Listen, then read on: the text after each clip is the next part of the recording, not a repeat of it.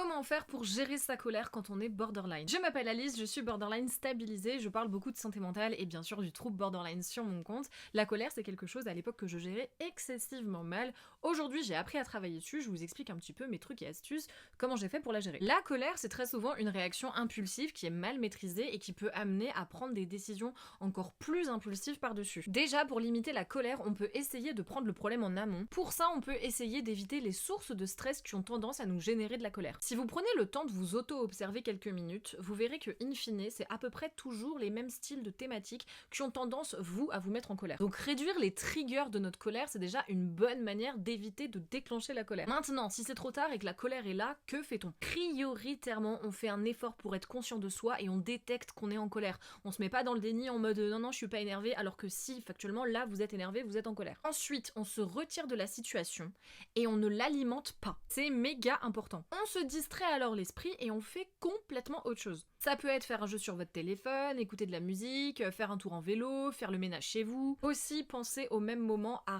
respirer profondément, c'est physique la colère avant tout, donc si vous respirez, vous allez aider votre corps à comprendre que là, ça y est, il faut calmer. Et essayez de ne pas prendre personnellement la situation qui est à l'origine de votre colère. Acceptez aussi d'être frustré de ne pas pouvoir tout casser autour de vous et attendez que ça redescende. Vous serez ultra fier de vous dans l'après-coup, quand vous serez calmé, de vous rendre compte que vous avez réussi à ne pas tout envoyer balader. Pensez à cet après-coup et à cette fierté que vous aurez. Je sais que ça demande beaucoup d'efforts de conscience de soi, mais la conscience de soi, c'est la base quand on veut progresser dans le trouble borderline. Dernier conseil, si vous le pouvez, essayez de tourner la situation en quelque chose d'humoristique, ça peut vachement aider à redescendre la tension. Essayez de trouver un potentiel comique dans la situation qui vous a mis en colère. C'est juste un petit truc, mais ça peut vachement faire la différence.